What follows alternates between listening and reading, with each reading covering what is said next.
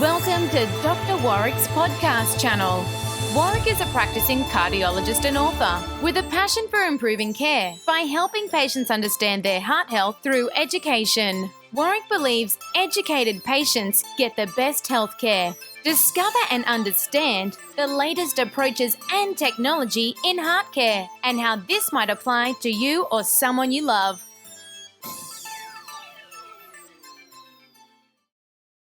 Hi, my name's Dr. Warrick Bishop, and I'd like to welcome you to my podcast and videocast station. Today, I have the privilege of an interview with Lisa Ryan, who's a life coach helping people through her own experiences.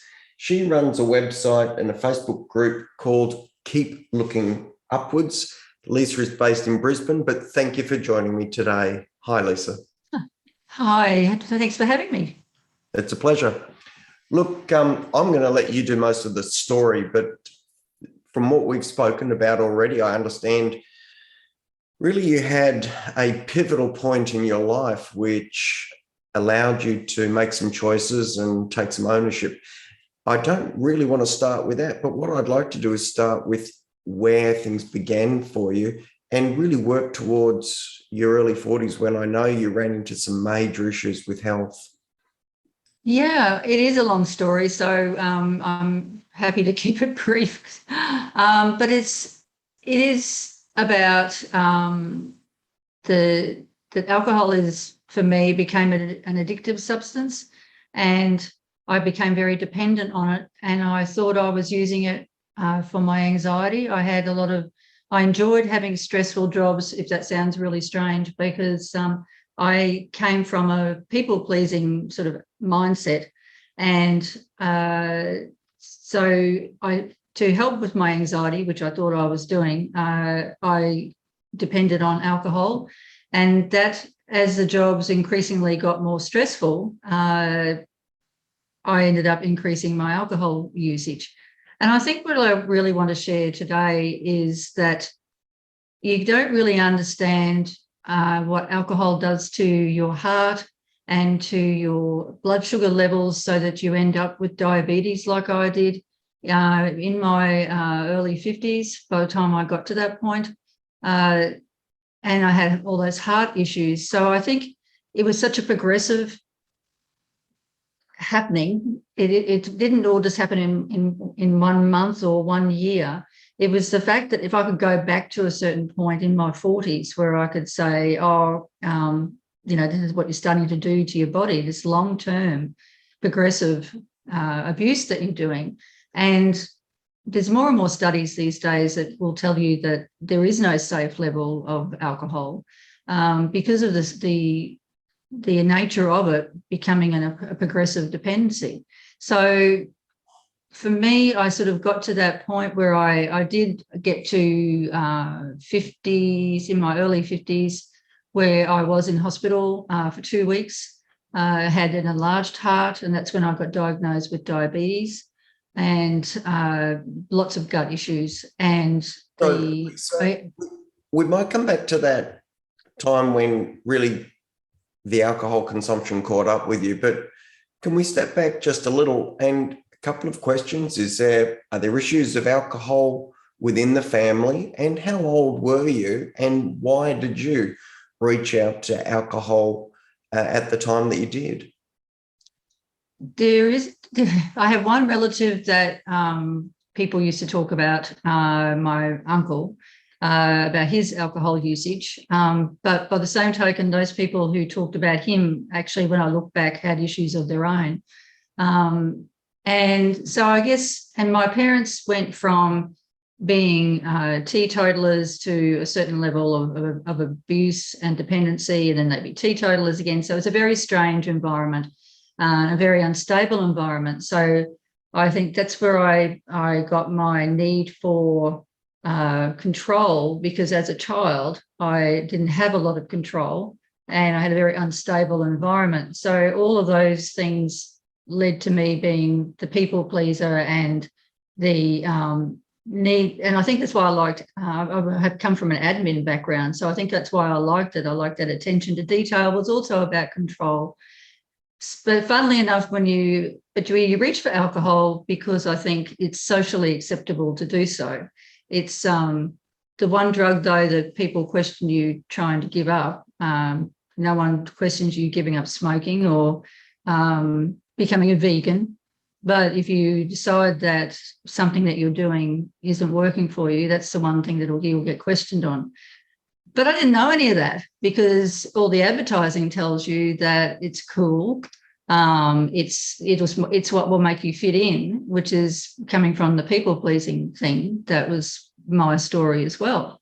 So I did it to be accepted, and then I got depression and anxiety issues come into it. But I thought that was also helping, that it would calm my nerves. And in actual fact, it actually fuels your anxiety. So it actually makes it worse. So then, like, doctors would tell me if I use this tool, like an exercise that would help my anxiety, I'd say, well, it doesn't work. But lo and behold, when I finally gave away the alcohol, I've come off all my depression and anxiety medications because the other tools that I didn't have at the time, and people didn't really discuss a lot of these things about mindset and just changing the way you think about things and changing your habits. It wasn't really talked a lot about, say, 10 years ago, 11 years ago. But we'll come back to the mindset and habits because I'd like to keep that for the sharing about how you moved through your own experience and took ownership. But just in terms of consumption of alcohol, how much were you drinking and where were you fitting it into your day? Were you alcoholic? Were you able to function at work? Were people aware that you were suffering a problem? And then we'll talk a little bit about what happened with your heart, because I think that's really important. I don't know if it wasn't really, there was one job that it was brought up, but they were very sympathetic. Because I was part of a really good team, and I think that they were just wanting me to be well. So I started off, I've always had jobs where I was dependent on a lot and relied upon. So it really upset me that I did get into a pattern of behaviour where I just was sick all the time from gut issues caused by the alcohol, and headaches and constant headaches and migraines. And I wasn't at work as a lot, and I was letting people down. And so that only made me more depressed and unhappy. And part of my daily life, I was by the time I finished, I was a very heavy daily drinker. So, it was not good at all. It's also important for people who are listening to be aware that just from the way we're made up, our physiology, women are more susceptible to damage from alcohol at the same level as a male of the same size. So because of fat distribution and hormonal distribution, there is an importance for women to be aware that they really shouldn't be keeping up with their partner, let alone if they're drinking in excess. They're really vulnerable to some of the negative side effects of alcohol. So when you got sick, Lisa, what were the first things you noticed about your heart playing up? And for those listening, alcohol toxicity can lead to cardiac failure of its own. And obviously that's what your story was. What did you notice, Lisa? And we'll get to how you presented and that moment, and then we might wrap it up and look to what pivoted in our opportunity to speak for a second podcast.